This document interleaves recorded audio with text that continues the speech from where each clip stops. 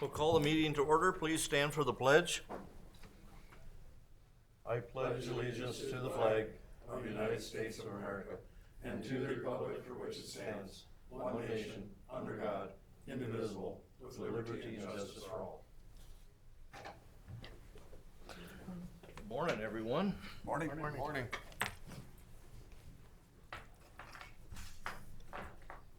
Are there any additions to the agenda outside of the commissioner warrants? Nope, the only change I have is the consent agenda, Mr. Chairman. Item 3, add-on commissioners warrants, $10,273.55. $10,273.55. It's the only adjustment I have today. Okay, With that one adjustment, I'll move the agenda. okay, I'll support that. okay. All in favor? Aye. Aye. Opposed? Carried. Approve the consent agenda. The minutes of 8:23 and 8:30 special meeting. Approve the auditor warrants, 8:26, 9:1, and 9:9. Approve the commissioner warrants and the add-on warrant of $10,273.55. Approve the hospital warrants of $995,222.87. And approve the August treasurer's report. Mr. Chair, I'd move for approval. I'll second. All in favor? Aye. Opposed? Carried. Nick?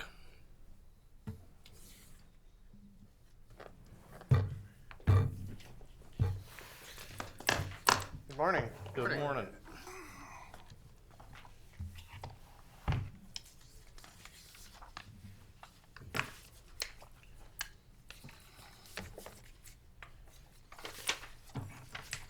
All right, first up for me today, some project updates. The first update I have is 2022 box culvert contract number 1. We've had the pre-construction meeting with the contractor, and that work will be starting soon. They thought maybe yesterday they'd get started, but I'm sure they got rained out wherever they were on Friday. So this week I would expect to see some action down there. The next update I have is the 2022 box culvert contract number 2. They are working on the last culvert in that project, so we're moving right along with our bridge or with our culvert replacement program this year. Next update would be the bridges by island. I believe the one going to the park will be open today, and the one west of town, I haven't heard a date on that, but that won't be far behind. So hopefully by our next meeting, I can report that one is also open.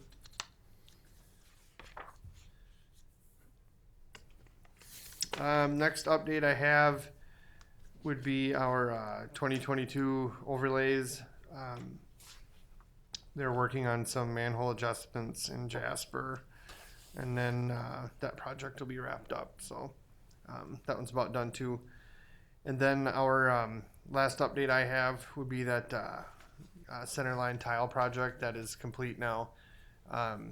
We did the segment going to New Alta Dairy and then up by Cottonwood Angus. We tried another piece. Went very quick. I was very happy with the work they did. They salvaged the gravel that they could off the road, put the tile in, and then pulled that salvage gravel back on. And when they were done with it, I thought it looked great. It looked way better than I expected it to. So we came in and added a bunch of gravel after that. So we'll keep a close eye on it this spring, but hopefully those segments are cured up well and it works as intended. So I have high hopes for it. So I'm really excited to see what they look like in the springtime. So. Well, if it works, that should make a couple parties happy. Oh yeah. Yeah, and then if it works, they'll probably make a bunch of people happy because then we'll be doing it in other spots. So that's it for project updates.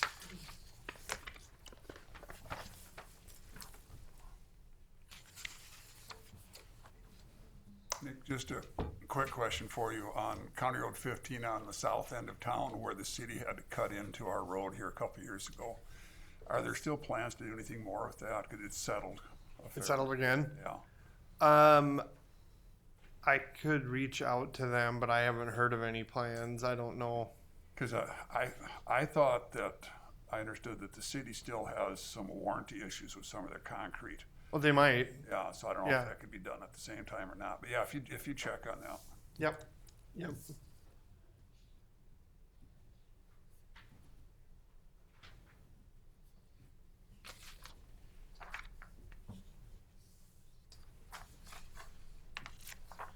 Okay.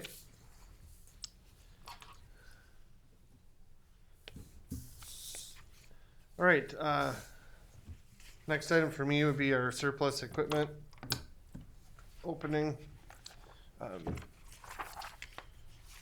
Do you all have, the bid tabs? I think they're, should be included in your packet. Okay. All right, so just a quick recap. We offered all this equipment to the townships and cities within the county. We sold some of it, and then the rest of it, or what was left, we put out for bids to the public. So, so I received 4 bids. So we'll get to opening those then.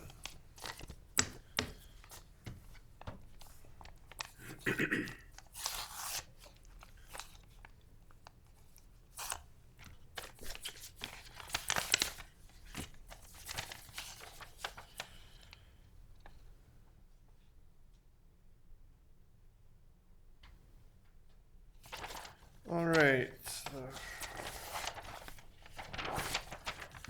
First bid is from Jeff Taylor, I believe it says.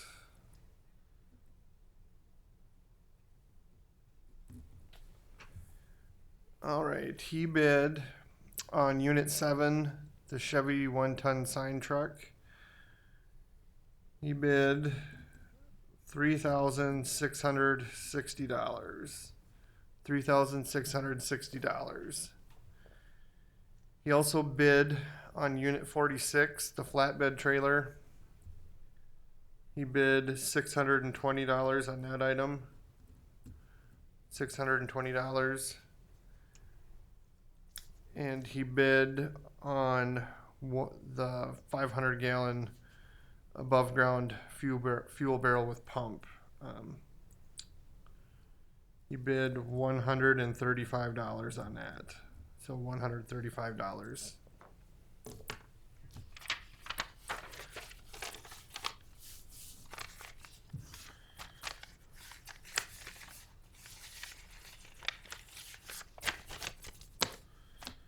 All right, second bid.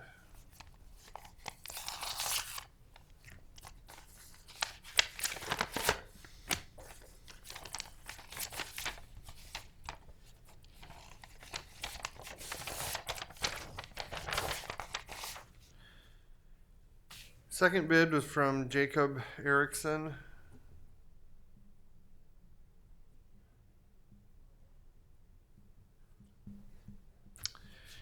Jacob also bid on the 2001 Chevy 1-ton sign truck. That's Unit 7. Jacob's bid was $3,380. $3,380. He bid on the asphalt patch trailer, Unit 41. He bid $130 on that item. And he bid on Unit 57, the 1996 John Deere number 45 blade. He bid $190 on that item. So.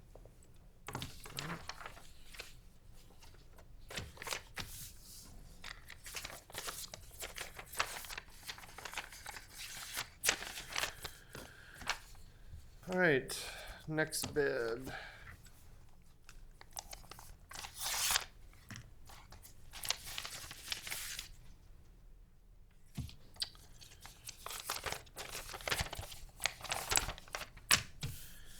Next bid is from Dan Fall. Say the last name again, please. Full, Full. Thank you. Dan bid on 2 items. First item was Unit 46 flatbed trailer. Dan bid $100 on that item. $100. And the next item he bid on was a 500-gallon fuel tank. He bid $525. $525 on the 500-gallon fuel barrel.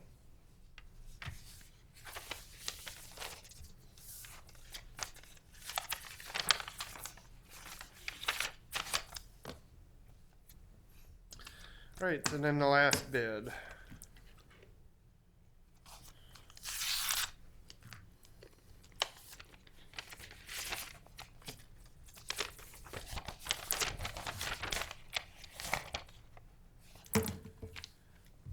Last bid was from David Haroldson.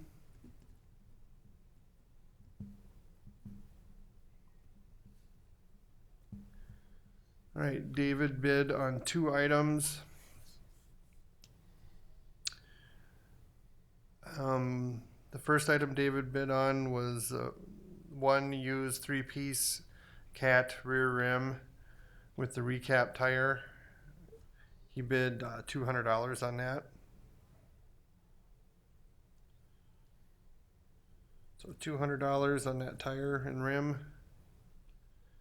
Then the other item he bid on was a used cat grader steer tire and rim with the 14R24 recap tire. He bid $610 on that item.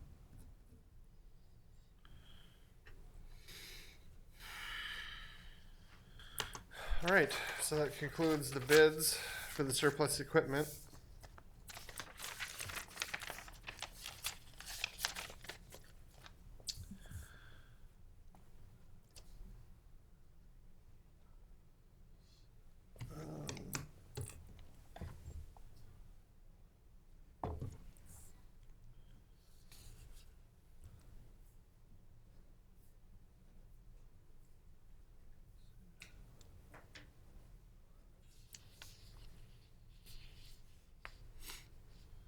So I guess I don't know how you feel, but I'd be fine letting all this stuff go to the high bidder on all the items.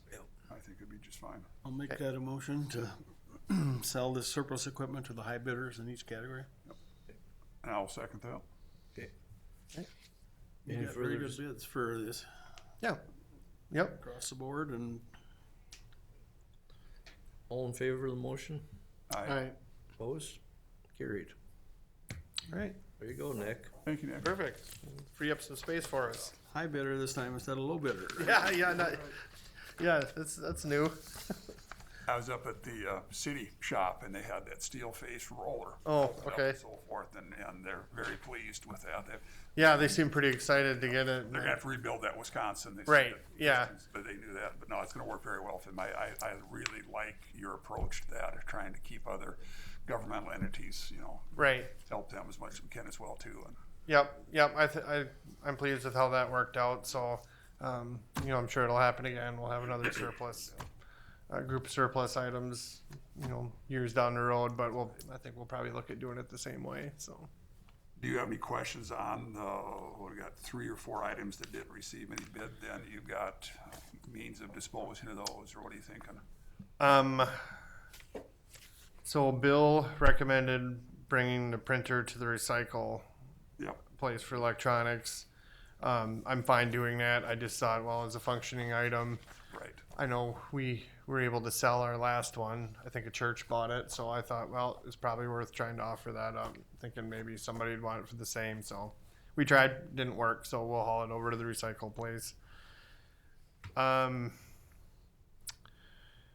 shouldering machine, if you've ever seen it, you probably have the same thought as me. I have no idea how our insurance company would let us operate it anymore. It's just kind of a seat off to the side of a, spinning belts everywhere, and it just, I'm sure if they saw it, they would say absolutely not. So, I'd be fine taking that in for scrap iron if you're fine with that. I mean, to me, it's just not something we should have people operating anymore. It's very old piece of equipment that's didn't really have much safety in mind, back in the day. So I would probably, if that's all right with you, I think we'll probably give some consideration to bringing that in for scrap iron then. Okay. Then the only other two items that didn't receive bids would be some rims and tires. I guess if it's all right with you, maybe we'll talk with we have a couple different tire dealers, maybe see if they offer us anything on a trade-in or something like that. If that's fine, we'll take a credit on our account then and just put it towards the next tire that we need. So if that's fine with the board, that's probably what we'll do then. Okay. Yep. That sounds good. So yeah, that'll clean up a bunch of space for us then. So Thank you, Nick. yeah.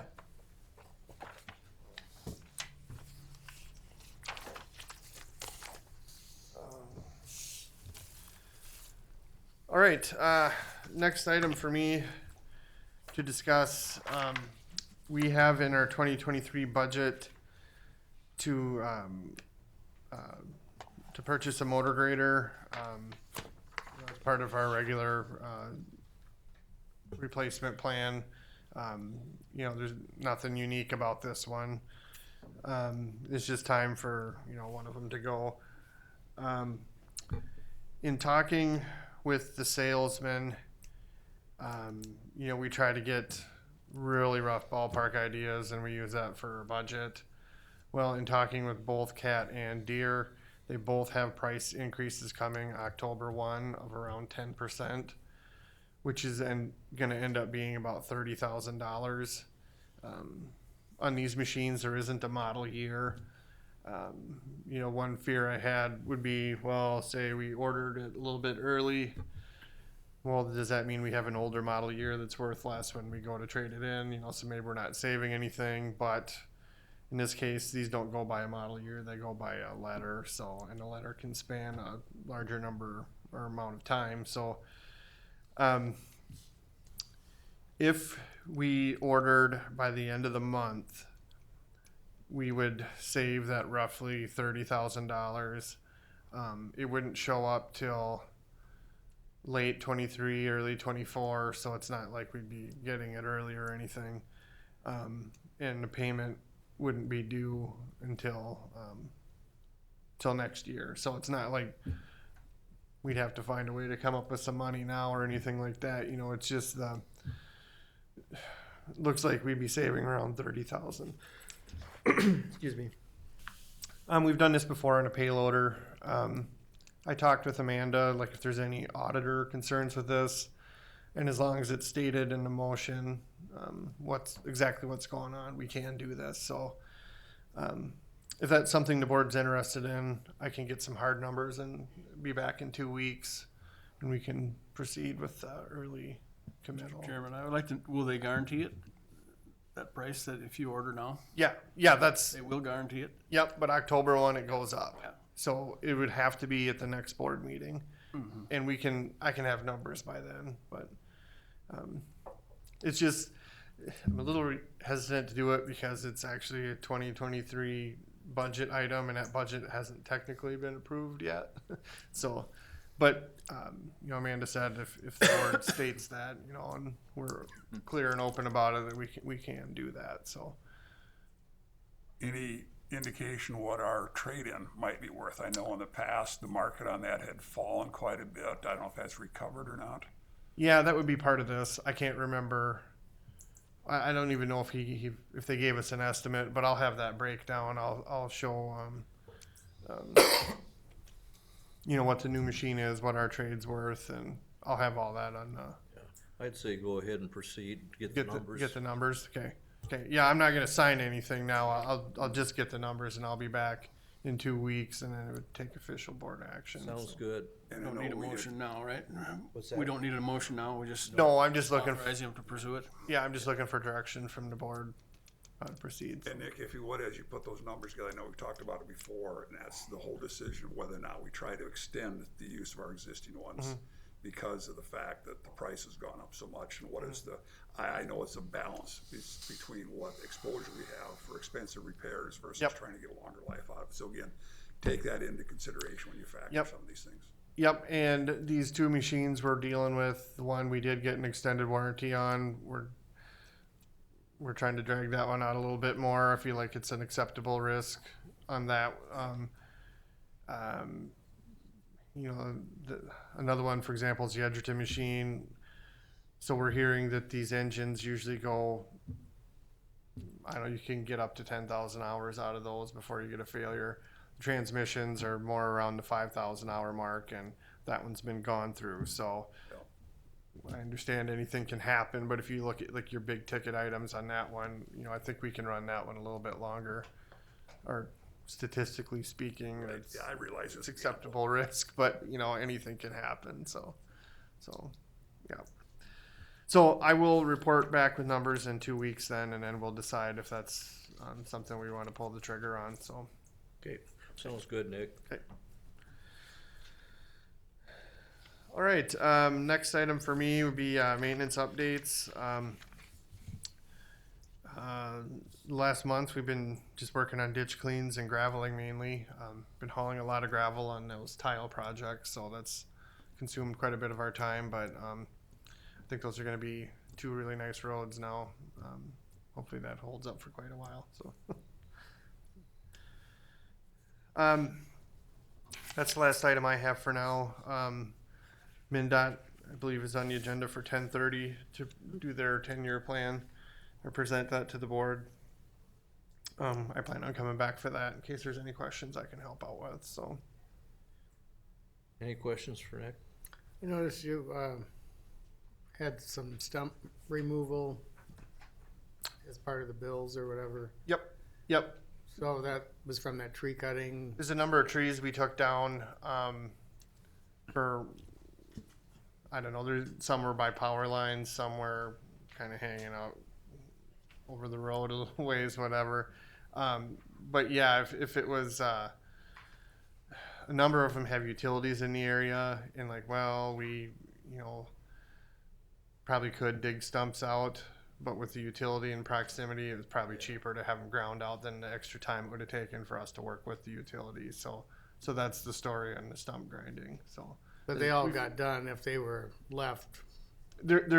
we have some to go yet, but the ones you've seen, we felt it was cheaper to grind than to try to pull them out and deal with the utility. Okay. Any other questions for me? Otherwise, that's all I have for right now. Well, thank you, Nick. All right, thank you.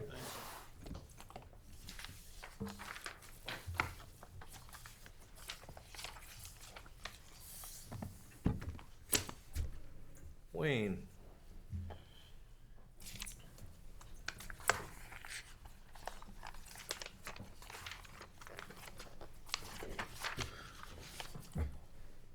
Morning.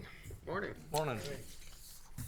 Okay, I got the bid for the rest of the gates for the hog barn. And this is a fair acre grant, $10,400 is what the grant is. The reason why I'm later on this is we waited till the gates were set up for the fair and we measured the gates so we knew exactly that they would fit.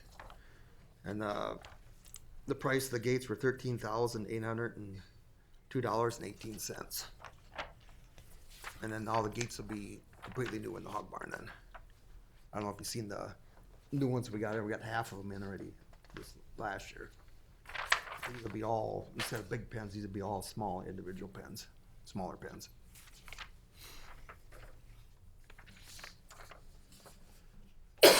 Quite a few gates here. isn't Yes, yeah, there's a lot of gates. Yep, because it's like the big pens except they're split in half, every one of them. So there'll be a lot of posts. They'll be anchored to concrete, all of them. Are the pens in the other buildings newer? For which barn? In, like, The sheep barns are fairly new, yeah. yeah, But they're portable because we take them out. These will stay in. oh, okay, We use the other barn for storage, the sheep barn, sure. so we're gonna have a bunch of extra hog gates that we'll have to do something with, do down the road. Probably sell them or whatever. Yeah, I'm sure some other fair will probably need them. Yep. What's your plan as far as labor to install these? I did them. I do them. I did the last ones. I had some fair board members that helped too. The existing gates that are there any value in those at all? That's what I was saying, we'll probably have to look at selling them down the road. But is there any value to them? Yes. Or just scrap? No. Well, they're good for using for gates. They're good gates yet. Some other fair could use them. It's just they don't fit is why we're getting. You have to put them in and out. These stay in and stay permanent. You know, and then it's a grant too, so How much was a grant? 10,000? 10,400. Yep, So we're still looking at $3,400. no, 38. Or yeah, 34. Yep, you're right, 3402. Yep, And we Yep. got other fair funds that we use for that. yeah, there is. Mr. Chair, I'd move for approval. I'll second that. Okay, any further discussion? Hearing none, all in favor? Aye. Opposed? Okay, Carried. Anything else, Wayne? still working on bids for mental health.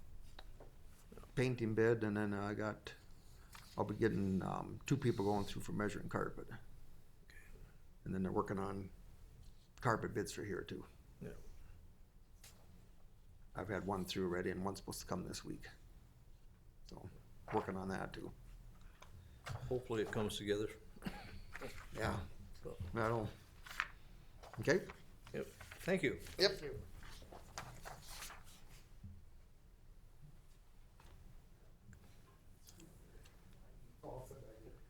Dean.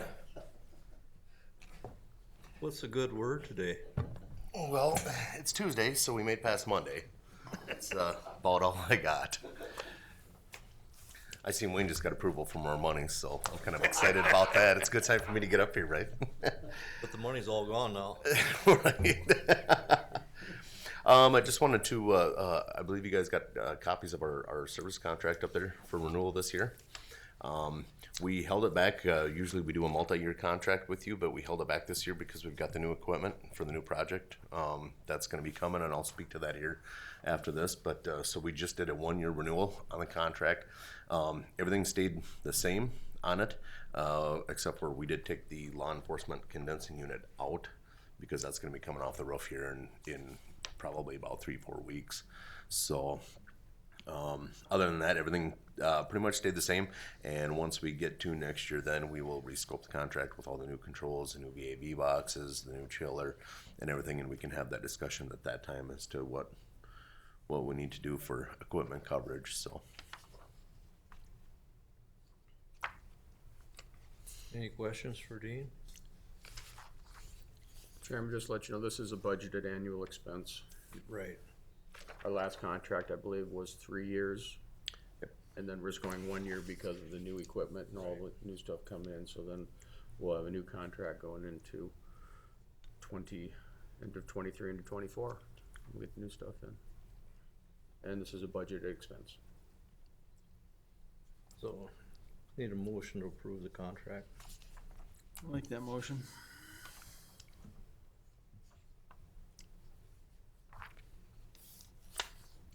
What is the total cost of the contract? 36,000. Okay, I'll second that. Okay. We have a motion and a second. Is there any further discussion? Hearing none, all in favor? Aye. Opposed? Motion carries. Perfect. And then just wanted to give a little bit of an update on the project. So we have the chiller in, which is exciting news because that's been what we've been waiting for, right? And they've got VAV boxes coming in, I believe, in 2 to 4 weeks. Travis, our new project manager, wasn't able to make it today. He's up in Marshall doing a walkthrough at their courthouse right now, but he will be involved. Great guy. Just to let you guys know, you're in great hands. He's very organized, detailed, scheduled. Him and I maintain a lot of communication back and forth, especially in this area with the project. So he's looking in probably about 4 weeks to come in here and start swapping out VAV boxes. But obviously we're going to schedule that with the courthouse with Wayne here, make sure that the temperatures are kind of in a moderate climate. The chiller came in, it's sitting up at Bisbee's. We have pretty much everything ready to go. Jersey Electric's online. Rustag Construction for the concrete is online. So when it comes to swapping that out, we're going to try to do that as quick as possible. Obviously, we have to lay new concrete pad out there for the chiller. So it'll probably be about 7 days where we'll rig the old one off and put the concrete, and then we'll set the new one on top of the concrete and start piping it in. So. And the location of that, we talked about adjusting that a little bit for future expansion, future growth of the building. Yep, so we've pretty much settled on the location. It's gonna be in the existing location, but we are gonna move it out towards where that bike ramp is tipped over out there onto that retaining wall. That's where we ended up settling out with that. But that would allow us to extend that out the building. Yep, so that walkway in there can be built out quite a bit further. Again, that's just all, tentative at this point. There's no firm plans for that. They're just Yep. looking into the future, making allowances for that. So good, thank you for that. So we went away from going out into the yard just for cosmetic purposes. We don't want to set a chiller out in the middle of your nice fine. Right, unit out but there, it is so. far enough out of the way that we'd be able to work around it. Yep. So any questions on the project side? We do have quite a bit of wire pulled in the building, so we're kind of set up and about ready to go. Bisbee's has all the valves, so they'll be coming in and doing some plumbing here. I think they're gonna come in about the same time as the VAVs when they plop in. That way they can kind of hit it and run with it right away. So any questions for me on the project side? That's about all I have for details right now. Hopefully, next time we swing back here, I can have Travis by my side and he'll have a lot more detail, but you might see him running in and around the building here very soon, making sure everything's ready to go, so. This is gonna be done before winter. So we'll have the chiller set and piped in and probably even started up before winter. And then some of the interior stuff, it's gonna be probably gradual throughout the winter. Obviously, as a needed basis, we're gonna be swapping over the valves. We wanna make sure that we've got existing heat there. We take it down, we have it back up and running by the end of the day, so. Hopefully it all flows together. Yeah, it should. It's been pretty decent so far. I think the biggest hurdle was getting the wiring down to all the appropriate places there, but I think the plumbing should go pretty good with that. With the weather being so unpredictable in the fall as far as hot days, Yep. how long could we anticipate not having air conditioning in the building? Again, it kind of depends. We're going to watch the weather. I would think within 2 weeks we should be able to have that air conditioner back up, plumbed in, and running. They've got the piping in down the hallway and such. We got a little bit of insulation we got to do on that piping yet up above the ceiling, and obviously they got to get that piping routed out to the new chiller through the pad. So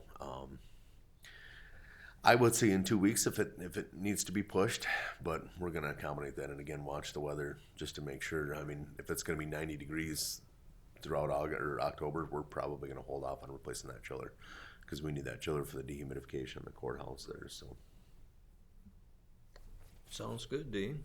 Already? Will that affect the jail operations with the condenser unit we have up there? Will that continue to run until we're ready to switch over the whole thing so that we've got heating, cooling for Yep. the Yep. for the inmates up there? Yep. The jail is going to be, and I'll have Travis work with you guys on the schedule with that, but they have to physically take out that whole fan box and put the new one in and then pipe that in. Yep. Over here in the mechanical room and then have chilled water flow into it. So I think we're going to do that after we set the chiller.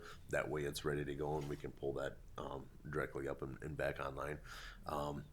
Again, Travis will work with you guys on that if we need to temporarily have have the inmates someplace else or something like that. He'll get with you guys on the schedule of that. He's getting kind of wrapped up and involved on everything, and once that's set forth, then we'll make a plan with it and run with it. So That'll work. Well, thank you, Dean. you bet. Thank you guys. Want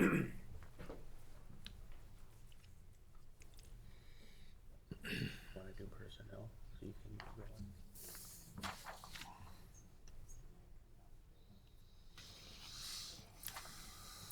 Sounds good. Personnel? Yeah. We'll do personnel.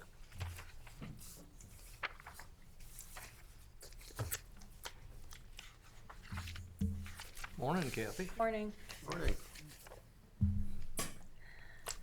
A couple items for the board to consider this morning. The first one I'm gonna go over is the wellness team. And this was in your board packet on Friday.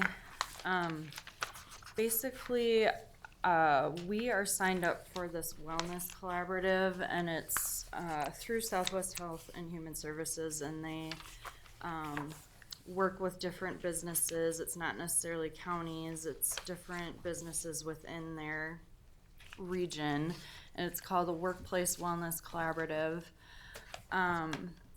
If we participate over the next 6 months, we're eligible for some grants for wellness programs for our employees, and that could be in the form of like setting up healthy snack stations, more bikes. We got the bikes for free through SHIP grants before, or like bike conversion kits so you can use them indoors, or just any variety of wellness plans or programs that we feel would be helpful for our employees and engage them and encourage participation from our employees. So with the Workplace Wellness Collaborative, one of the first tasks for us to do is to start a well-being team.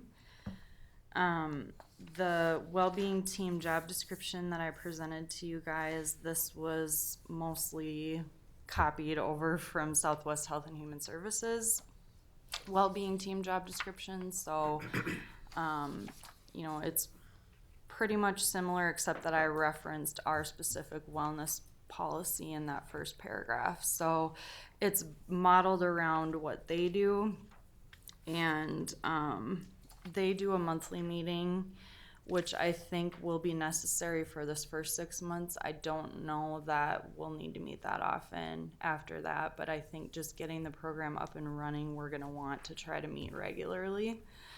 And I put approximately 90 minutes. It could be less than that, but I did check with Janet, who is their main contact at Southwest Health and Human Services, and it does sometimes take that long, up to 90 minutes. So basically, the only cost to the county is going to be, you know, allowing staff time to attend these meetings, and hopefully encouraging employee engagement. And, you know, we've done wellness programs in the past. We've done like the walking challenges, and some of that stuff. And that's kind of gone by the wayside the last few years just through COVID and everything. And I think it's time to kind of refocus on this. I think staff likes it. I did talk with Danielle at EMS, and she actually participated in the Workplace Wellness Collaborative last year as just the EMS department, so she's familiar with it too. So she's going to be kind of my main go-to like partner in doing the wellness committee, as long as the board approves this. So I guess I'm just seeking board approval to establish the well-being team, and then I'll be reaching out to staff to try to get a variety of people from around the county to participate in the team. Like 5 to 8 people countywide.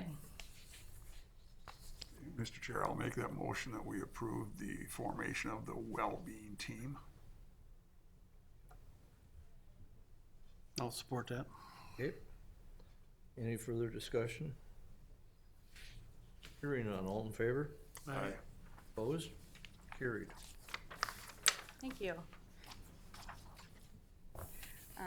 Did you want to join me or do you want me to just present? Okay. So the next item I have is a salary adjustment, and it's for Sergeant Rowden.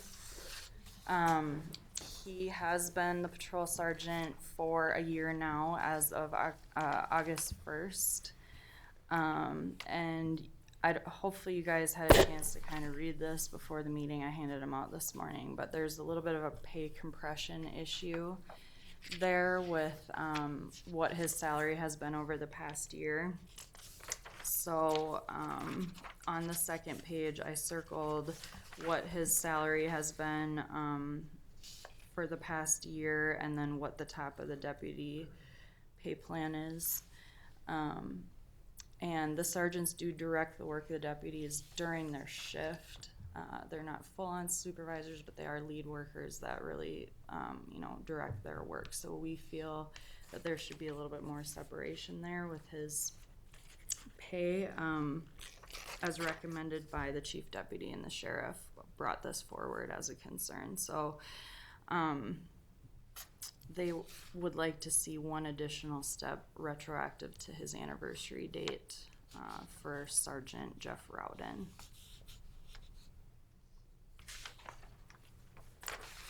Question for Mike. Do you see any unintended consequences with the other personnel with this? Any ripple effect? Well, they're commonly can be and has been, but I think that it's easily explainable on the reasoning for this. I mean, you simply can't have someone directly supervising people making more money than what the person supervising them is, and we expect a lot more out of that position. So the expectations are much higher, and their responsibilities are much more in-depth and intense than it is. Not to downplay the people that they're supervising by any means, but that expectation is just there for the position. So I think it speaks for itself. And I'm relieved I'm comforted in knowing that it should be accepted because there's good basis for this. Right. I mean, we believe all of our employees do great work, and Yes. I mean, and if they don't, we address it, but we expect in this position as a sergeant that they're gonna address it at ground level if there's an issue, and bringing it to us to further address it. Because of that, we just feel that supports itself, Okay, good. what we're asking. Mr. Chair, I'd move for approval. And I will second. Okay. Any further discussion? Again, other than passing along not only to Sergeant Rowden, but to all of our personnel, that we do respect and appreciate what they're doing. Certainly, thank you. Okay, all in favor? Aye. Opposed? Motion carries. Thank you. Thank you. That's all I had, unless you guys had anything for me. What's that?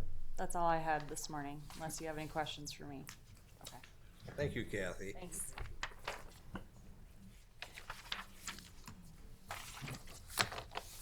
Kyle? Morning. Good morning. Since it's not quite a quarter two, I'm just gonna jump ahead and we'll do the septic grant first and see if there's any questions on that. Have a grant agreement with the Board of Water and Soil Resources for our septic grant for 23 in the amount of $18,600, and a low income grant for the amount of $33,418. That I would need board approval on. So, any questions on the grant or how the program is working? Mr. Chair, I'd move for approval. I'll support it. All in favor? Aye. Opposed? Carried. I did apply for 40,000, and we got 33. So it's based on the number of counties that apply for the monies that they have available. So that varies from year to year. So. It seems like more are getting done in recent years, aren't there? Well, we did advertise last year, and we allocated our money sooner than we expected. So the money is going out very quickly. Yes. Right. Yeah. It's a good program. It is. And it's nice to have both the loan and the grants available for options for people, because it's, not all people have the capabilities of doing that, so. They're getting more expensive. Much. Yep, they're getting up towards close to 20,000. If you get up in the lakes and northern territories, they're talking 30, over 30. So it's, yeah, they're very expensive. Next item I have is the conditional use permit for the city of Trosky. The planning commission held a hearing last Tuesday night. Had a fair turnout for that. Went through the hearing process, talked about the proposed lagoons. Did have some concerned neighbors, and a lot of discussion there. The recommendations from the planning commission to the county board is that the project be approved, that it be constructed as presented. A lot of discussion on the tile that is going to be installed or that's being utilized as kind of an outlet for the discharge from the lagoons.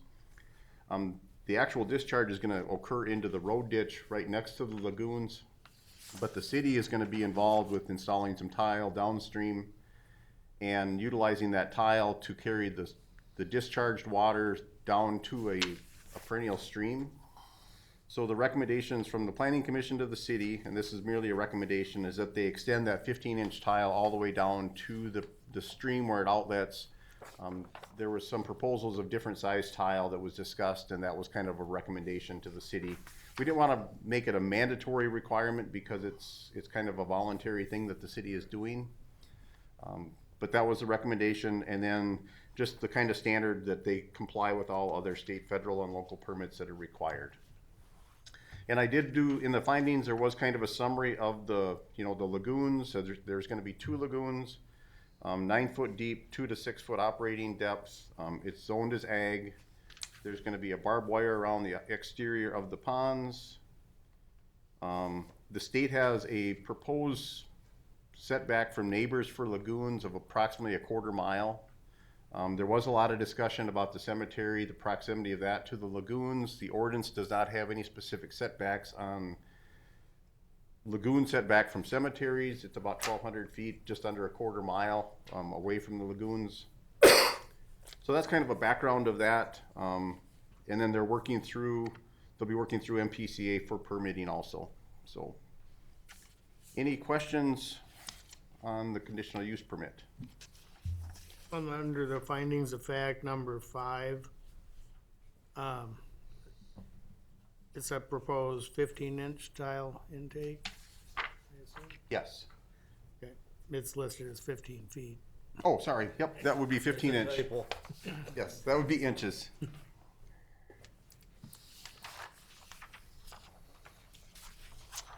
Entertain a motion to approve. I'll make that a motion.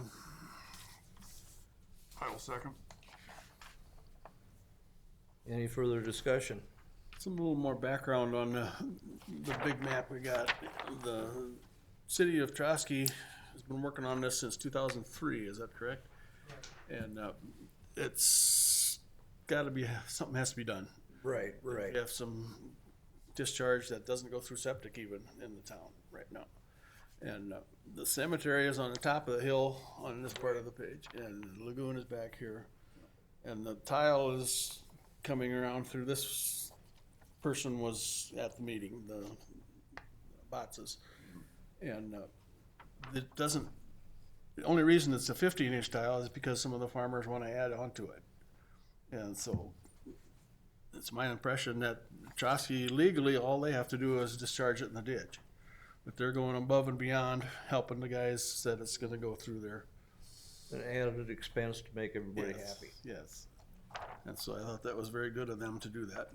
And So the other property owners that want to add and discharge into that 15-inch tile, then this will accommodate their volume. yes, it's only an 8-inch coming out of the sewage ponds, and they're only gonna release twice a year, they said, and only 8 inches at a time. And the 15 will take that easily, plus whatever the other farmers add to it. And what exactly are they adding? Is this gonna be their discharge from their individual septic tanks, is that what they're No, adding into it? field tile, Just field tile? just field tile. So it's gonna actually help the clarity of the water from the treatment ponds even, you know, when you're mixing fresh water from, with it. So it's a good thing all the way around. Okay, we have a motion on the floor. All in favor? I, Opposed? Motion carries. Thanks, that's all I've got. Have copies you want, Les to sign this time? I guess we'll take care of those if you got them. We can sign that. also, or? Yeah, and then we can sign that, septic system one too, if you want to, if you speed up your process a little bit anyway.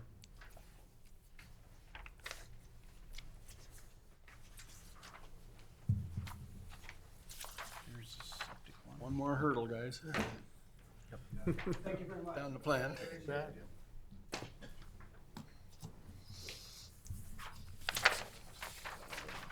My son's well is downstream of this project, so. Yeah.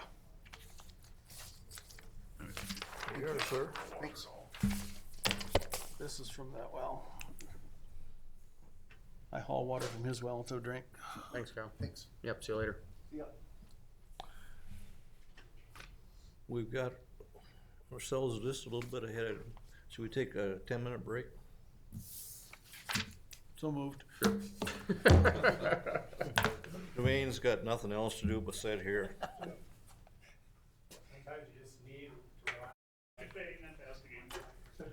Okay. Okay. Reconvene, and up next we have County Attorney Dwayne Sandy. Okay, what do you need to know? How cheap you're gonna work? Almost as cheap as last year. The only thing I built in the budget from this year to for next year that's different from this year, we were running with the county attorney and an assistant county attorney as salaries. We didn't have Scott Producem last year. He's indicating that he is going to be fully retired even from the private practice at the end of this year. In which case, Destiny is busy enough with the criminal prosecution. I believe she has over 100 pending cases right now, and I'm still doing everything else that's in the court system and outside the court system. We're gonna need another assistant county attorney. So I built in $55,000 as a hiring, which was what we hired Destiny for 2 years ago. You guys are all seeing the job market out there, you know, for the private sector. People are having a hard time finding people, and that's why you're seeing even like the hospital, $20 an hour minimum. A lot of places are going up. I don't know if 55,000 from the county and then what we supplement from the private end is going to get us anybody. I just don't know. But we're gonna have to test the market on that and see if we can, you know, get something out there here come the end of the year, early next year, and get someone in. So, but otherwise, most of the line item things, the costs and expenses, I think all I built in was 1%. I had talked to Steve about what he was thinking, and you as the commissioners were thinking for salary increases. I think Steve said 2% pretty much across the board. I built that in for me. I built in though 5% for Destiny because she's doing one hell of a job and I want to keep her around. So that's pretty much my budget. I mean, some of the stuff remained the same, static, 1% for certain increases. Salaries, when you really average it out, it ends up being about 2.5 to 2.75%.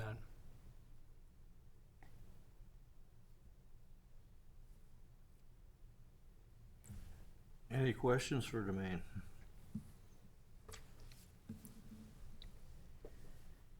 Come on, Dan, you got questions. It's rolling around in there yet. That's right.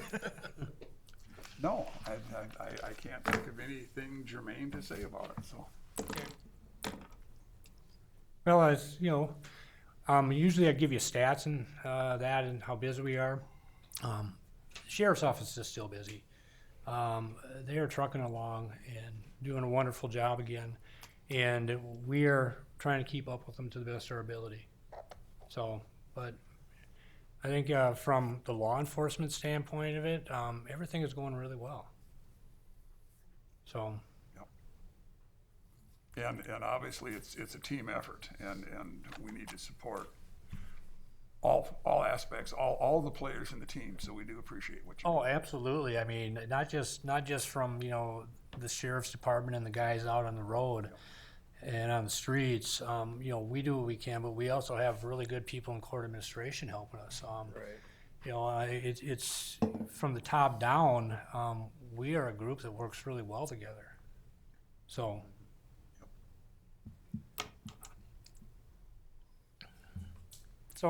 that's about it. Unless, you know, the sheriff and chief deputy want to pipe in and say something. An example is, we get a case, somebody gets arrested. Keith, you wanna come up, please? We can hear you on the mic. You're wearing off that one shoe by doing that. I know. It's good exercise. Thank you. A good example is like, we get somebody arrested, they have to, Destiny or Domain have to get a complaint signed and back to us to get to the courts within hours, Yeah. you know. It's all, if somebody's in custody, we have to get them in front of the judge soon. You know, on weekends, we'll have to get a hold of Domain to get a hold signed, but I mean, it has to all go fast. Right, and that's all mandated by state statute. Yes, it is. Yeah, After- absolutely. yeah, After 48 hours, we have to release them if they've seen the court judge or not, if we don't have something done.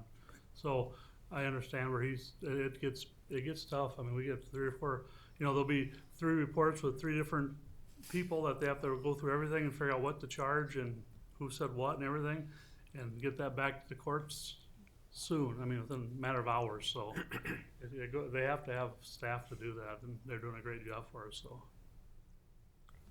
Yeah, it just seems to work. I mean, even though we're a part-time office, when the sheriff's office or anybody arrests anybody, no matter what we're working on, that goes back on the, you know, Takes precedent. back burner.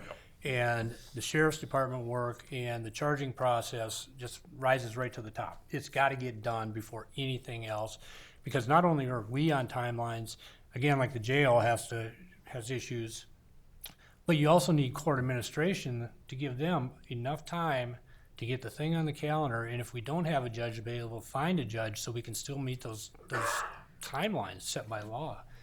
And, you know, Destiny has picked up on that. She's been, almost 2 years with us now. Some Monday morning she's come in and she's firing out 6, 7 complaints because it was a busy weekend. So. And the days of a judge just sitting up there waiting for stuff is over too. We go all over for judges anymore, so. Yeah, they're shopping for judges all the time. You know, with Judge Vager sitting down in Laverne and various constraints that he has on his time, we are going to Wyndham to get a judge to sign things. We are running up to Marshall to get a judge to sign things as backups. At times we have Jackson judges, a judge in Jackson covering cases for us too. So the district isn't, well, they hired a new judge. They opened a new position. So we have one more judge in the district now than we did, but it went to Mankato, that area. Anytime they want to get a new judge, it's going to go east. It's not going to come out here. And do you physically have to have his signature on the document, or you can do it electronically? Everything's electronic. So, Mr. Chairman, I have a question. What is gonna affect Pipestone County if the state goes to the no bail thing? Do we have to worry about that yet? I know there's talk about it. well, you still have the arrest procedures. Do you want to have someone just brought into the jail, arrested, then thrown back out? I don't, but some No. people do. Well, some people do, but are they right? Probably not. The reason for bond or bail is to ensure an appearance, not to punish. Sometimes you set it high because there is a huge public safety risk. Most times, bail is reasonable. I'm trying to think back. We've never had a time in my tenure here where we've had someone held without bond or bail while they were awaiting trial. It's a different thing when they're on probation. We can hold them without bond or bail. But every judge, well, the judges we've had, and it's only really been 2, always set bond or bail, and they always make it reasonable. Sometimes when someone's a real pain in the butt, they will go high. And you know, sometimes people can't make a high bail. They just can't. So they sit. But, you know, to totally abolish bail and bond, that, I just don't see it happening.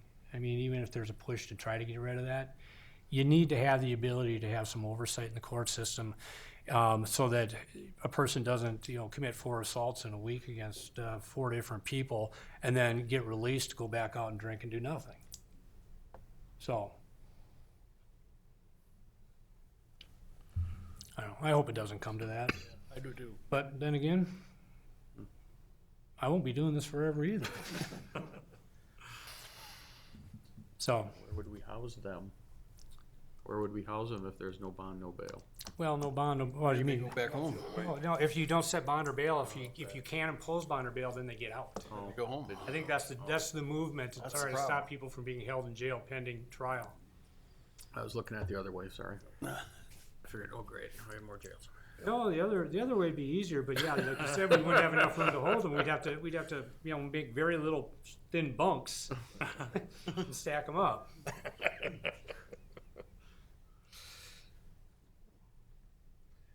Are there any other questions for Dwayne?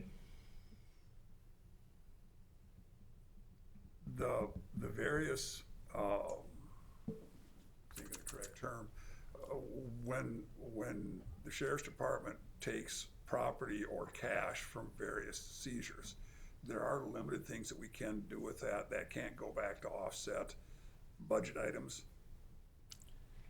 The forfeiture fund. Yeah, right, that goes, forfeitures, yeah. especially if it's drug, it goes in the drug forfeiture Right. account. We have to use it for, like, the drug dog we just Right. spent on it and stuff like that, so. But we can't use any of that for our legal fees. Not that you've got a surplus of money laying around. I don't believe you can. You know, we the forfeiture proceeds, it's broken down in 3 different places. 70% goes to law enforcement, 20% is supposed to go to the county attorneys or the prosecutorial agency that did the prosecution, 10% goes to the state.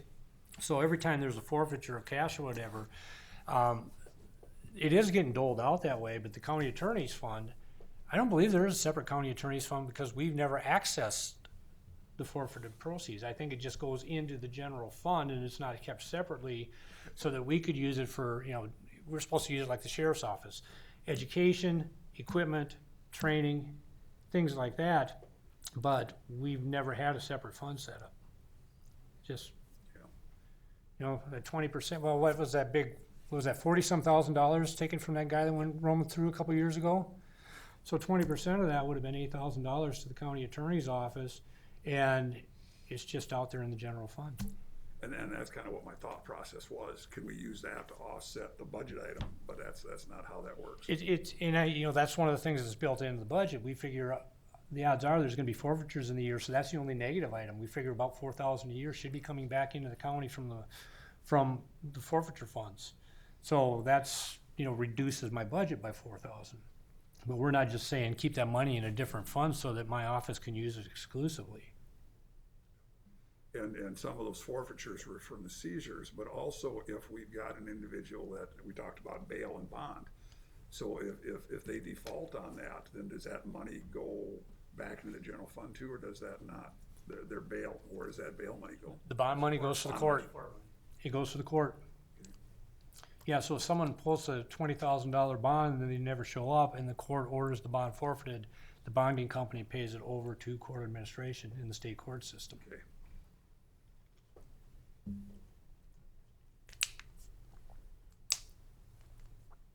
Any other questions? You know, usually these things get to be more informative on other matters other than budget, which is okay.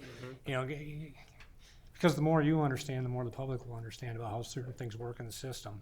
Because what we do is foreign to most people. They don't understand. Yeah. You know, the newspaper reports, if convicted, he can get 10 years in prison and fine of $20,000. Well, it doesn't work that way. That's the maximum set by law. It's not what's in the sentencing guidelines. So, We'd said somewhat facetiously earlier about the county's website as far as the roster of who we have housed upstairs. And it gets a lot of activity, that website does, so it's too bad that we can't, you know, charge a fee per hit on the website. But it just doesn't work that way. I think a lot of people get up in the morning and the first thing they do, see who's in custody. Yeah, I knew a banker once, every Monday morning when they got to work, that's the first thing they done, see who needed bail money.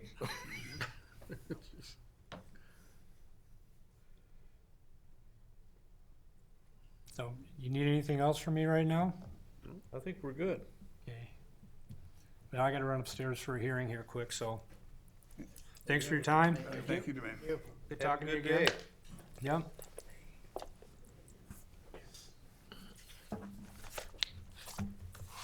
Amanda, you're next. We just cracked a tough nut. How do you deal with that guy anyway? She tolerates him. Well, good morning. Good morning.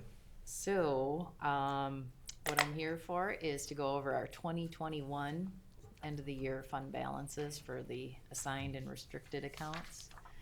We did the 2020 not too far previously, but yeah, the auditors are kind of finishing up the 2021 audit, and they want us to review those. So I have kind of our final numbers here. For the most part, they are all similar categories as to what we've had before. There was a new restricted account added for the ARPA funds, because we haven't spent much of that money that was received in 2021. So that one is a new one in the restricted. In the assigned, there wasn't any other new ones. But the couple of things that I would like to point out in the assigned categories are, there are some assigned funds for buildings, capital improvements, and radio communication systems. And those ones, we need to kind of look in to try to see like when those were created and what the ultimate, I mean, obviously the purpose is listed, but kind of they're sitting there. So I don't know if there was a specific plan in place for those funds that those were getting assigned.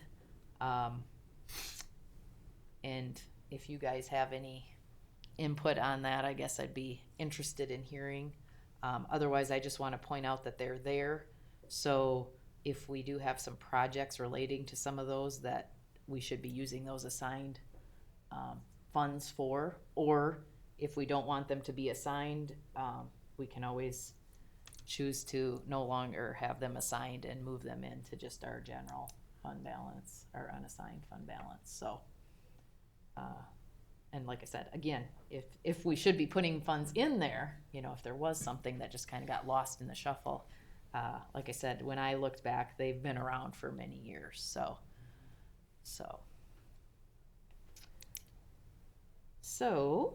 yeah, and then otherwise, I guess I'd like to hear if you guys have any specific questions. With the assigned account, there's an ambulance fund. That's similar to what we've usually done. They did have the ambulance purchase and a cot purchase in 2021. So that was around $195,000.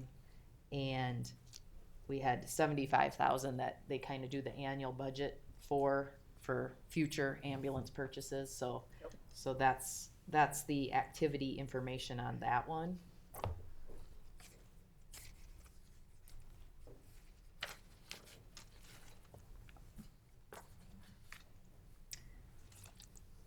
Otherwise, I'd be curious if you guys have any other questions that you have on some of these restricted and assigned accounts. As far as the buildings and capital improvements, those have been on for as long as I've been Okay. on the board, and I don't think there was any, specific project necessarily for that, but Okay. it was just the notion that, if something came up that was unexpected, you'd have somewhere to draw from. Exactly. And so again, we can keep those there. It's more so to keep in mind those funds are there if we need them, and if we ever want to put any additional funds in there for future projects, or if we don't think that the amount in there is sufficient, So, That radio communications systems fund, the amount of money that's in there, when you do something with radios, it's a drop in the bucket. But a lot of times there's grants available with that stuff too. Hopefully they don't force us to do anything anytime soon. Well, there's a lot of updates coming up. Now we're looking at buying a multi-use system where it goes in one location. It'd probably be like Worthington, have it service Pipestone, Rock, Murray. And then be another system put in, Marshall that take care of the northern tier. Instead of everybody having their own, pool it that way. yeah.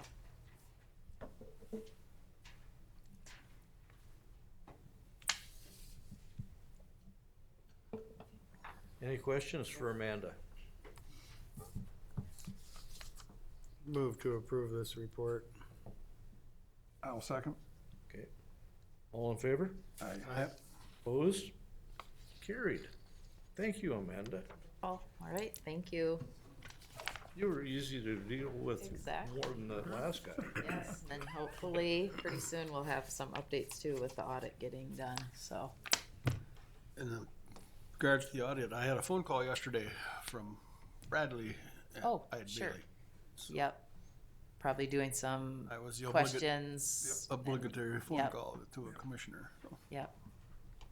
They kinda, and every audit, they have to go through and just kinda ask some of those questions and see how things are going, so, great. Pretty sure I gave the right answers. Yeah, well, you know.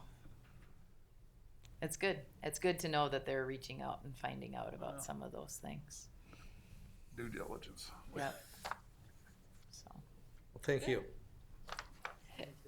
and that is good to know that they are working in the background, 'cause I haven't. They're checking heard- up on you I in the haven't back heard- ways. Well, I haven't heard from them lately, so I'm like, I hope no news is good news, and they're going with getting. They have all the information. Yeah, they he need said they were from trying to wrap us, it up and- before the end of the month, so. Yeah, wonderful. Good. Good. All right, thank you. Thank you.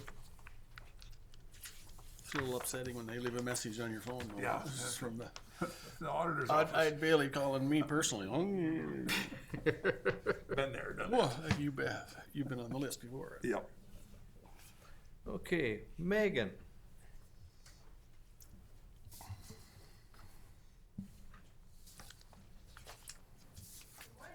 Good morning.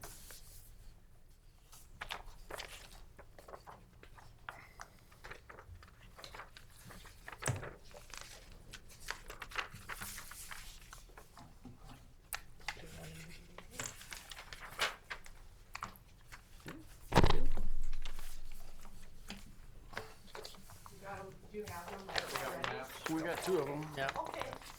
Kyle, you have maps back there? Okay. I think we're good.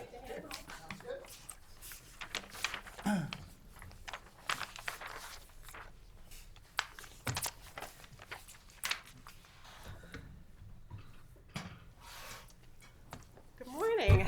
I'm Megan DeShepper. I'm with District 8 in Wilmer out of MnDOT, and this is. Tony Fowl, I'm with the planning department in MnDOT also. I am filling in for Lindsay at this time. She's doing a mobility in our metro office, and so I will be her for the next till May. But I've been here before with you all, so it's nothing new. We'll just kind of go through projects that are in your area. I do want to give a little update about our lack of legislation that we had. You're probably all aware of it too, that there was no transportation bill passed this spring, so that kind of left us all hanging. And obviously probably not going to be a special session, in the remainder of the year. So MnDOT is losing some of those 2022 fiscal year funds because of our spending limit is capped, and they haven't authorized us to increase that. And so that also has affected some of our IIJA, which is the Infrastructure Investments and Jobs Act. So that means that we couldn't raise our rates to meet those new funds. So that could delay even our 2023 projects. And that's also being affected obviously by inflation, and we can't raise it up to meet those new numbers either. Does that mean we're losing out to other states that have, implemented stuff? We could possibly, yes. Yeah, That's kind of disheartening. Yep. yeah, we're all kind of stuck at it at that point. But there is good news is that we are starting to incorporate those IIJA funding increases, and there's lots of new grant programs that keep rolling out. We keep getting information on them. I'm sure you are too. Even like the new the TA program has gotten a considerable boost in our region. So now we're over $1 million for that this coming fiscal year, whereas before we were at about 700,000. So we are already starting to implement these things, and you will see all of those numbers probably in the next dip and chip. They didn't make it into this year's because that was this spring yet before the season was over, but they will be in by next year. And so, we are going to be going after those competitive grant dollars and, want to make Minnesota as eligible to apply for all of these opportunities and make us a strong position to provide matching funds for those federal dollars in the upcoming year. But even with the increased funding, it won't address all of our project priorities. We still need to work with our transportation partners and come up with long-term transportation funding for these different projects. So I have two maps in front of you. The Area Transportation Improvement Program is approved by the local ATP, and then it's combined with others in the state to form the STIP, which is the State Transportation Improvement Program. That first map, 2023 through 2026, those are the committed projects. Those have been fully scoped, and they're not as likely to change. The second map is your CHIP map, which is the Capital Highway Investment Plan.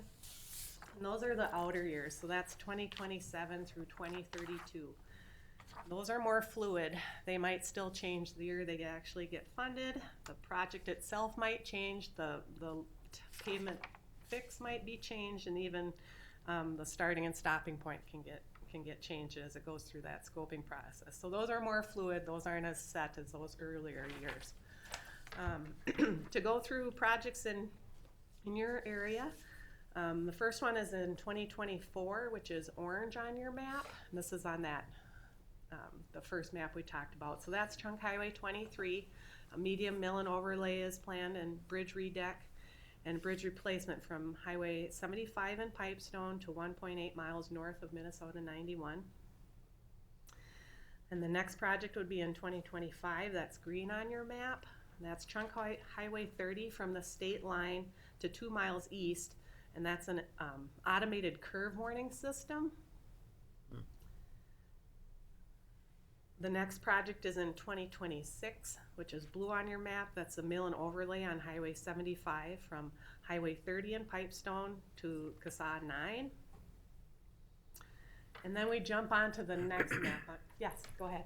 Before we go on from that, though, if we can ask some specific questions, and please, I don't mean to pick upon it, but the actual condition of Highway 75, do you sincerely think that that will last until 2026 the way it is now?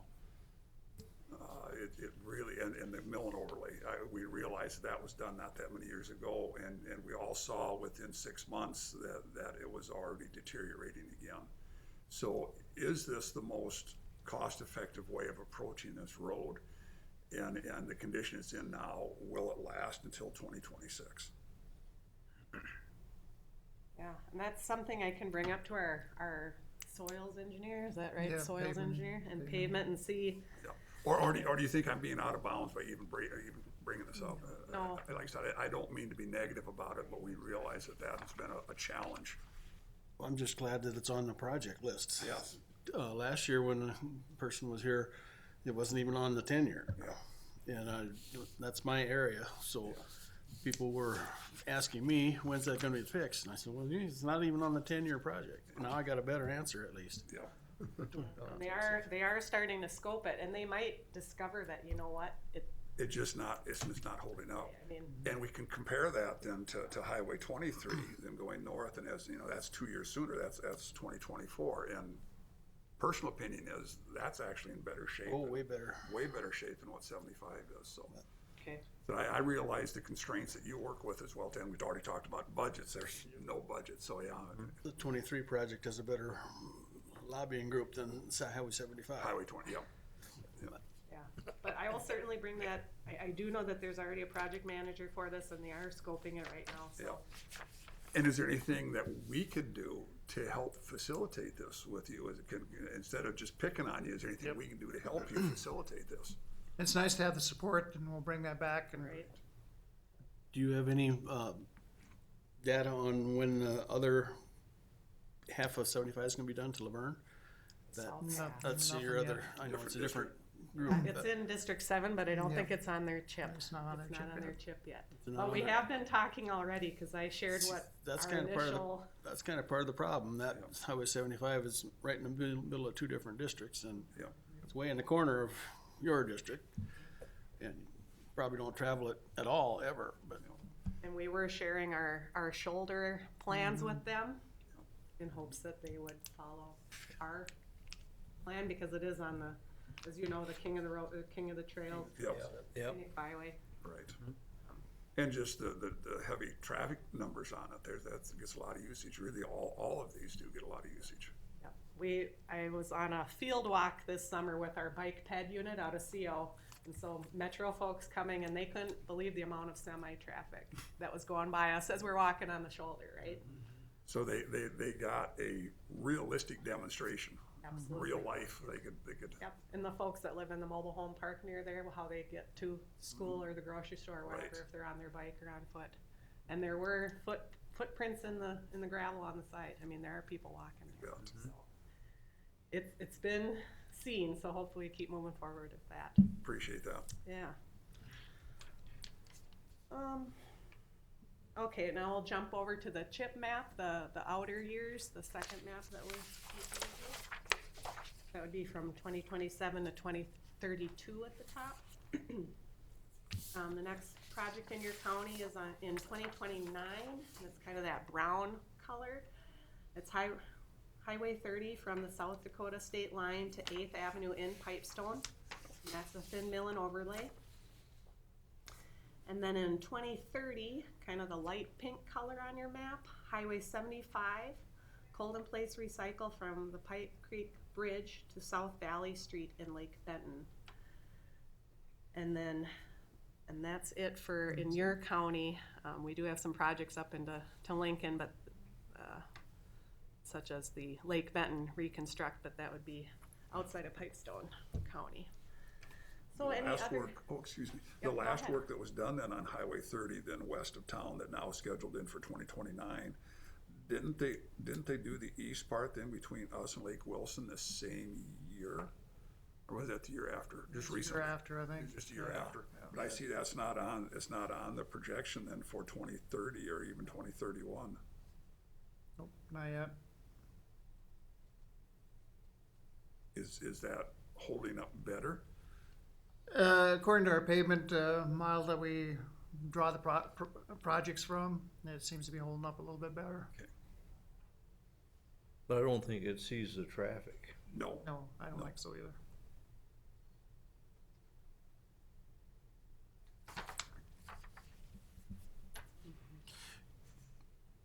I have a question, if I may. When they do traffic counts, do they consider what type of vehicle it is too? When they traffic, goes across your traffic counter, can you tell if it's just a car or a truck? No, they can Just- differentiate between a semi and a They car. can? Yeah. Okay, that's just for my information. Because they do keep track of like oversized, overweight Yep. loads. Yep. Okay. So they do have some way of tracking that. Okay, thank you. So we do have a higher percent of overweight loads in this part of the state, don't we? We do have a lot. This is definitely through Pipestone as a major truck route. And with all the wind turbine projects and all that. Blades and it's- towers.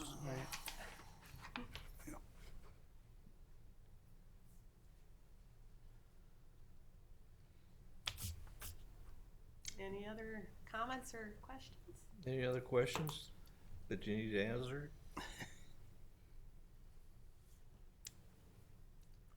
I see that up in the Marshall area then that you've got some ADA work with those reconstruct. So is that just the pedestrian ADA requirements? Yep, okay. A lot of times it's new Ramps, curb cuts, yep. and then they even look at each panel of the sidewalk, so sometimes if there's certain panels that, you know, just on the regular flat part, Right. they'll redo those too. They do an ADA walk and they assess all that. Yep. I to know bring it not up that to- long to ago. current standards. Yep, the state was involved with the county on some of our ADA stuff here in town as well, so. Yep.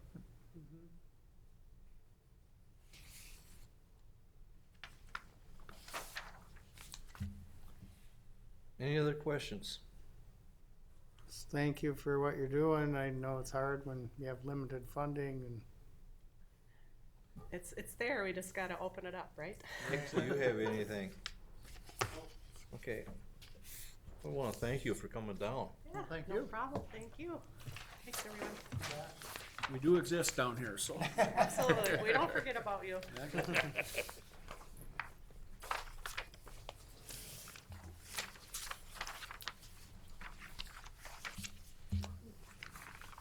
Okay, Steve, is Renee gonna be here? or- No, Renee, I'm presenting as Renee is out. She's at the annual VSO conference. Oh, that's right. So Renee brought this to me, and I was extremely excited to hear about this, and people that will watch the video will too. I asked her to put together a request of board action, and if I may, I'm just gonna read it into the record so that residents can hear what's going on too. Back in August of '22, I was presented with an opportunity to apply for a scholarship with the VFW National Organization. The scholarship is for national level service officer training. 2 CVSOs from the state of Minnesota were going to be selected due to our strong representation of accredited CVSOs within the VFW in comparison to other states across the nation. There's a total of 10 county veteran service officers being selected nationwide. I have applied and have been selected. This is a huge opportunity for my office to assist my veterans with improved knowledge and to hone my skills. The training is completely covered by the VFW National Organization. Hotel, transportation, including airfare, conference fees, and per diem is granted for each recipient. Other than my time, there should be no expense to Pipestone County. I am respectfully requesting permission to attend this once-in-a-lifetime opportunity. The training is held at the Doubletree Inn in Annapolis, Maryland. Training days are from September 18th with arrival on September 17th to September 22nd, 22, and that's the day of departure as well. And she did have supporting documentation enclosed with this as well, and thank you for your time and consideration. Mr. Chairman, I would recommend the board wholeheartedly approve this training for Renee. This is an exceptional opportunity for her. It's good for Pipestone County, it's good for the state of Minnesota, and good for our veterans. So I would, And I would like to second that.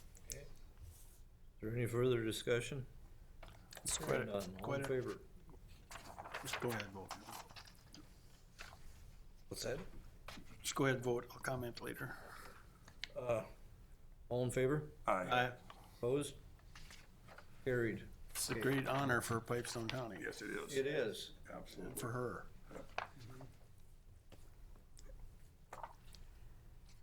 yeah, really extend our well wishes to Renee for, you know, being able to secure this, and obviously she's doing a great job to be selected for something like this. she has a gift for working with the veterans and finding what they need and finding the plans, the programs, and getting reimbursements and getting credited, and she's doing a good job for the county, so Just we're think, very a fortunate. few more years of experience where she'll be at. Mm-hmm, exactly. So again, the only time with this one is basically her time away from the office. Right. And then she will have that backed up with a gal from another county, so there will be access to, for veterans if they need assistance while she's gone. So you'll answer her phone or whatever. Yeah. We're good. Thank you for that. Then the next one, Murray County Joint Resolution. Okay, before you, I have two resolutions. One is for Murray County Ditch 7, the other is for Murray County Ditch 21.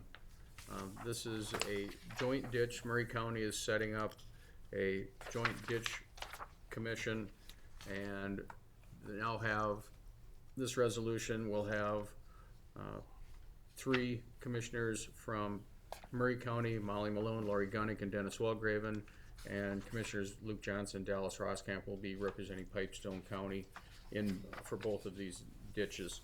This is a requirement that Travis Radke from Murray County said over. We need to approve this resolution today so I can get these signed and get them sent over to him so this can be entered into their record. So this is order establishing joint ditch drainage authority, ratifying actions, and directing further proceedings by resolution. Mr. Chair, I'd move for approval. I will second. I do have a question though. Okay. Because of the imbalance with the 3-2, is that gonna be any potential problems in the future or not, or is there? Most of the ditches in Murray County, Yeah. that's Right. probably the reason that there's 3 and 2. Yeah. But will there be a representation disparity there if there's, because you're gonna be controlling fund expenditures for ditches, do I understand that? Well, doesn't Redwood and Lion have the same thing, 3 and 2? Yeah, and that's why I bring it up, because I understand that there seems to be some disagreement there. So are we gonna be okay with this, or are we setting ourselves up also? I think we'll be okay. The ditches are entirely in their county. It's just that there's parcels in our county that That they flow to believe it. contribute Right. flowage. But we're not gonna be liable for any expenditures in Murray County for Murray County ditches. No, but any ditch expenses are funded by the people that are benefiting from the From that ditch. flow, just like we do with ours going Yep. to the north there. Mhm. So our representation on this is going to be more of informative nature than actually any financial liability. Well, there'd potentially be some assessments to people benefiting in that area. Right. But I mean, as far as from the county general fund, no. Okay. Everything's done on a special assessment, and we do, like Commissioner Johnson does mention, we do have parcels within our northeastern part of the county that send water actually that direction into it. And with the board makeup of 5, with us being 2, but then do any decisions then have to have a supermajority with this, or is it just a simple majority? Presume it's simple majority. Simple majority. And there is an out clause for this if we decide later on that we want to dissolve this, we can. Not really. I don't think it's would be dissolved, but It'll the dissolve authority can. automatically if the Yeah. if the redetermination is not adopted to include benefited lands in our county. But again, there's no reason to anticipate any type of friction here. This should be a very good arrangement. Yeah. Good. I think so. Thank you.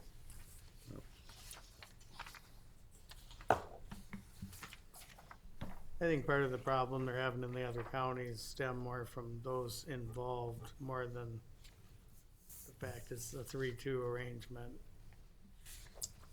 You know, it's probably more of a personal issue than a actual whatever. Yep. Mr. Chairman, Board Member, if you look on page 3, item number 4, it states right there that Murray County is designated as the majority county for the drainage system resulting from the redetermination of benefits. Murray County Auditor Treasurer shall coordinate with Pipestone County Auditor Treasurer and proceed with future management administration resulting. So they've already clearly stated that they are the majority county. That's where all majority of the funds go. They've got the actual ditch system in their county where, again, we're just sending them a very small portion of water through that system as the drainage system, all the water moves that direction. Right. So I think we should be fine with this. Good. Ready for the question? Yep, call for the question, you bet. Okay. All in favor? Aye. Opposed? Carried. I have copies for Mr. Chairman to sign here in a little bit, so.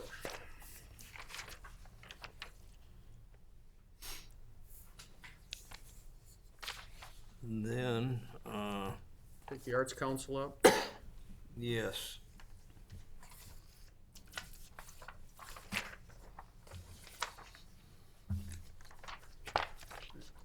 Chairman, after our last budget meeting, in talking, the board requested that I find the information from the Southwest Minnesota Arts Council.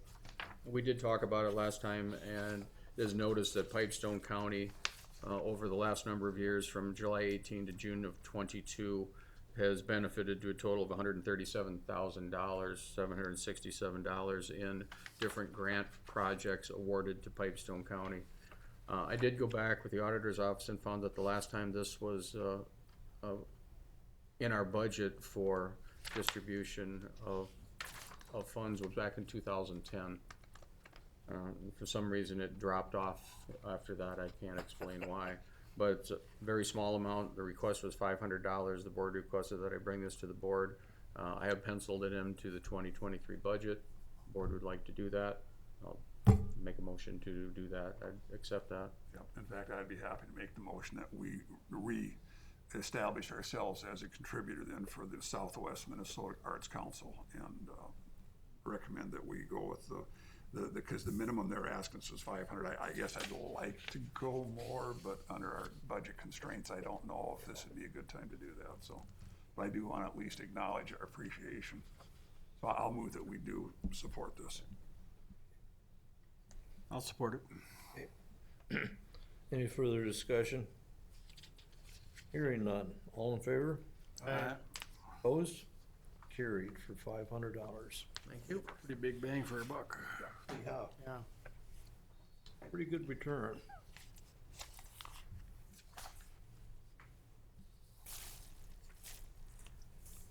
We're ahead. Again.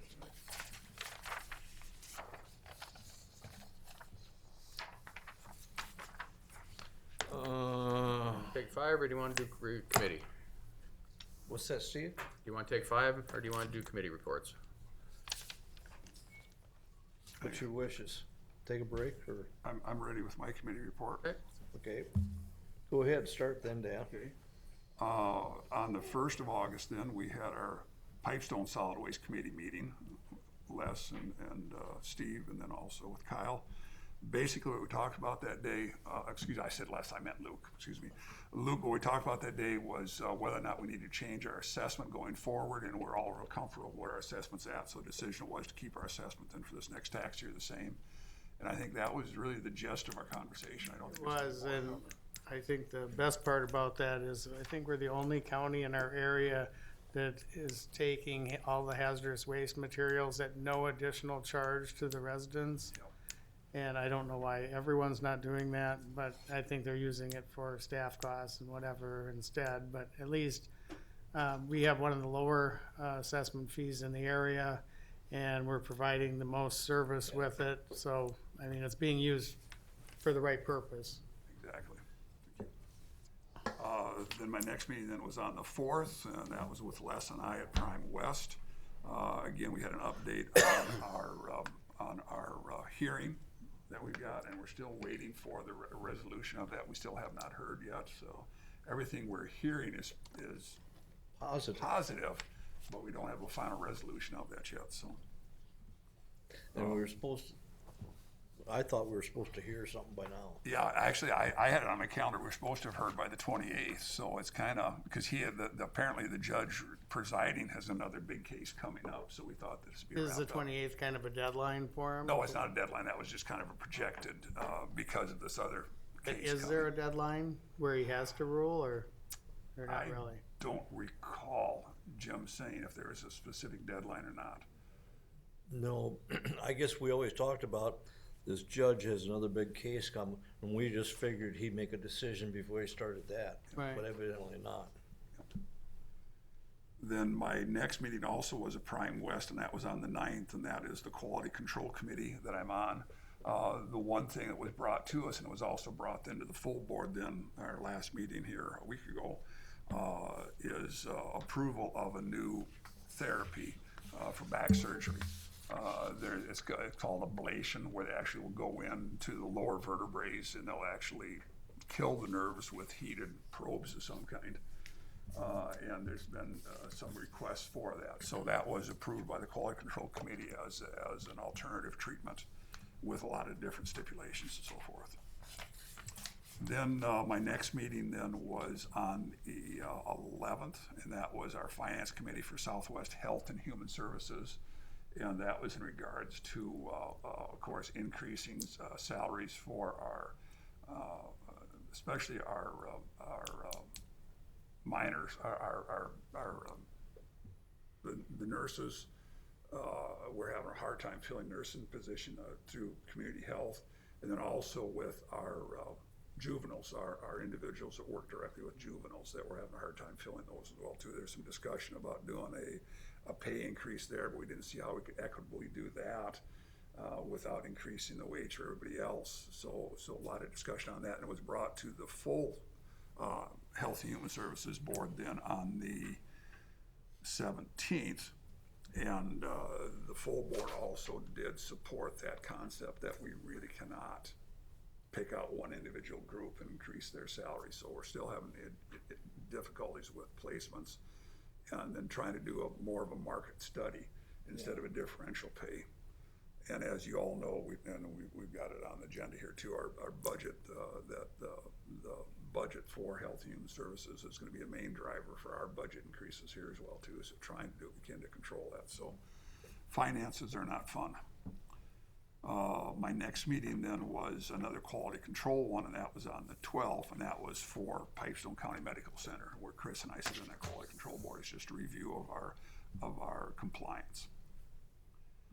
Then on the 15th, I had my SMOC meeting in Worthington, Southwest Minnesota Opportunity Council, and we had extended an offer to an individual for our ED, and that person has decided that they are better served where they're at. So we had to go back and do a research again on that, and we went back to our previous resumes, and we did extend it out. We had another individual that applied for another position, so we brought that person in for an interview as well. So we interviewed 3, and we did make an offer, and that offer is pending, and it'll be ratified next Monday when SMOC has their meeting. So I think we're in good shape there, and it looks like that person's going to be ready to come on board by the middle of October.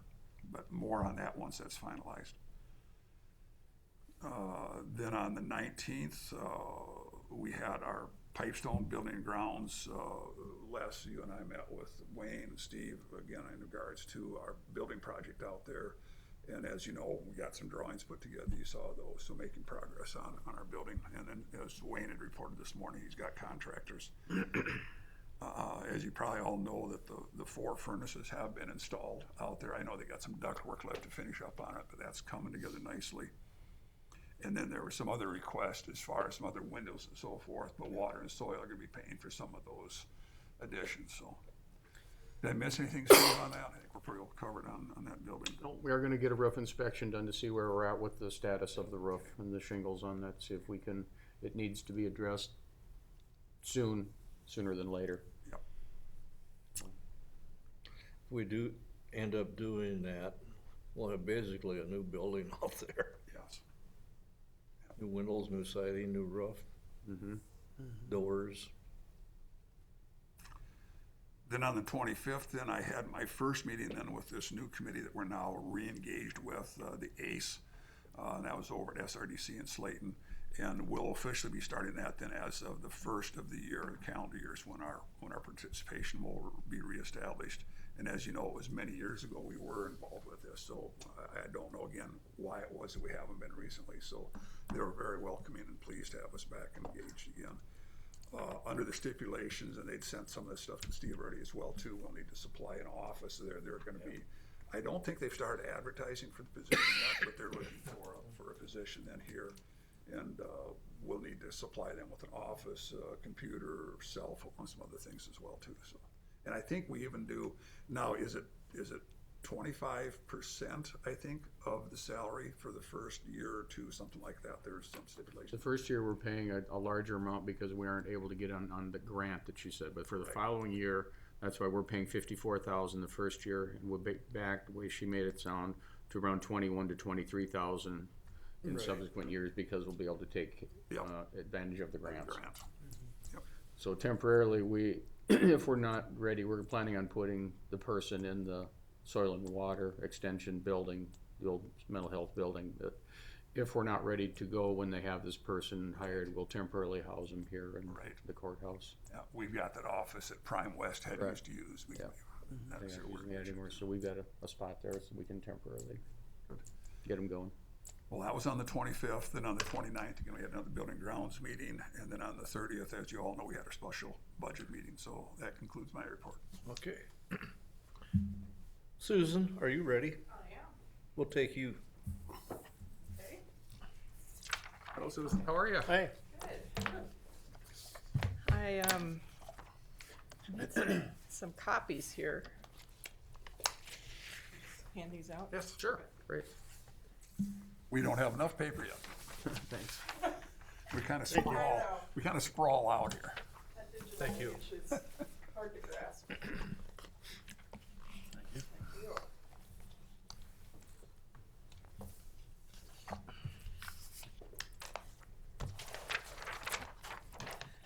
So I'm here to kind of give my annual report and budget request for the Pipestone County Historical Society. And would you like me to just go ahead with my? Yeah. Okay. Okay. So Floor is yours.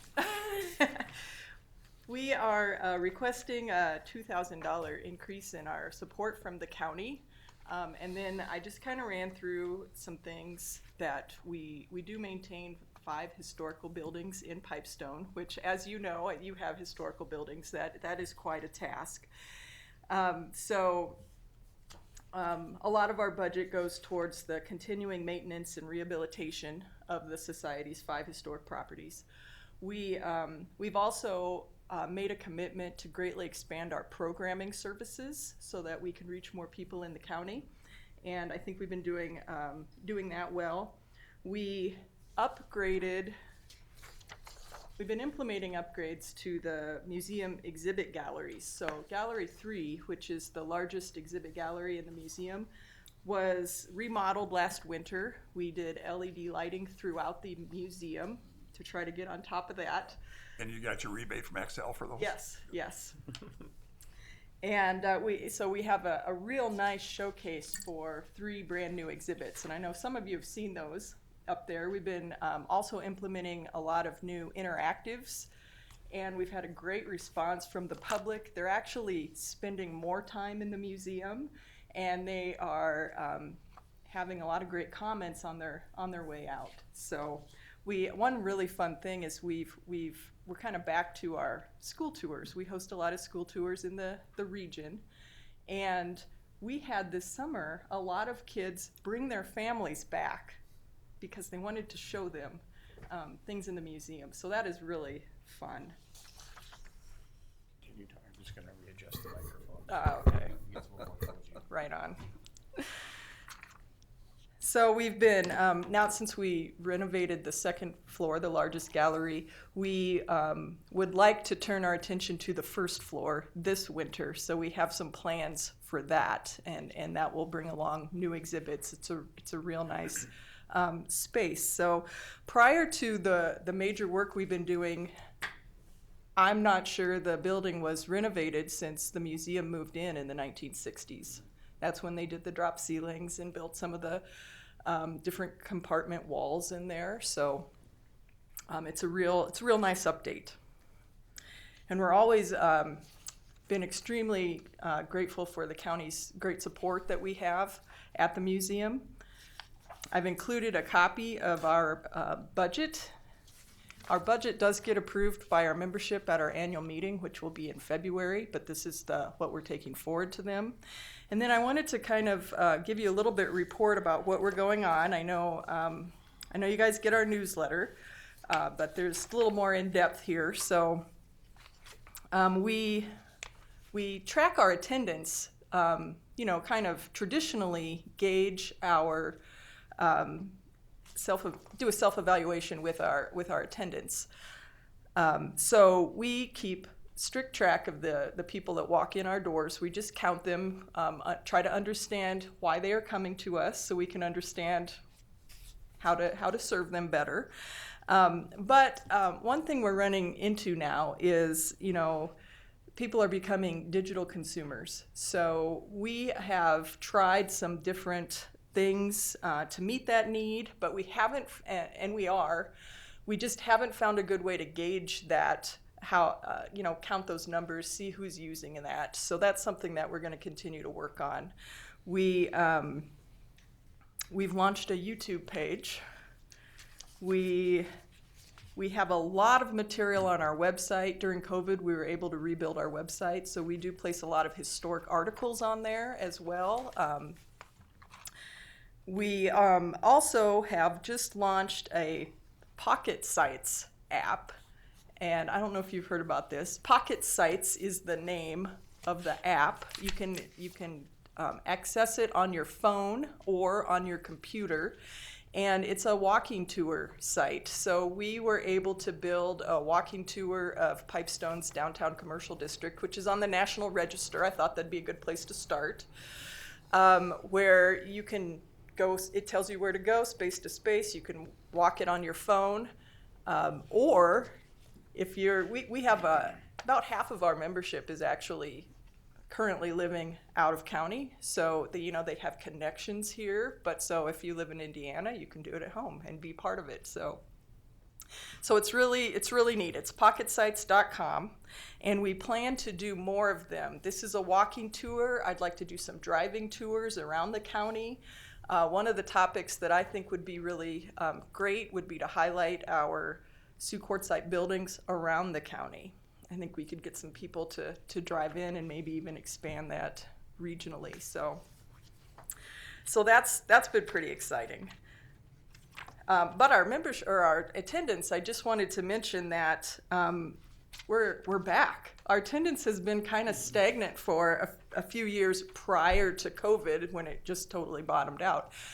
But we are going great guns. We have a lot of it is due to our extended programming services, and it's fun to be back in contact with people. So the way we're running now on our 10-year comparison is we are only partway through the year, and it looks like we're going to have our top year out of a decade. So that's really exciting. I wanted to give you a Ferris Grand update. That's one of our 5 historic properties. So as you know, we've been pursuing state funding to rehabilitate this building. This is the Masonic Hall. So there are, with the legacy dollars that we're able to apply for through the State Historical Society, there's a lot of different levels that you need to go through. So we are right now at the first construction phase. So that's exciting. We have gotten our grant application in. The grant application was for $199,000. So this is a very big project for us, and we are pledged to match that with $30,000 here locally. This particular construction work will be contained to the north facade of the building. It needs a complete repointing, and what really drove the dollar amount up is that the architects are concerned that we will need to completely rebuild the building above the 3rd floor windows due to water infiltration. So if we need to do that, that will be exciting.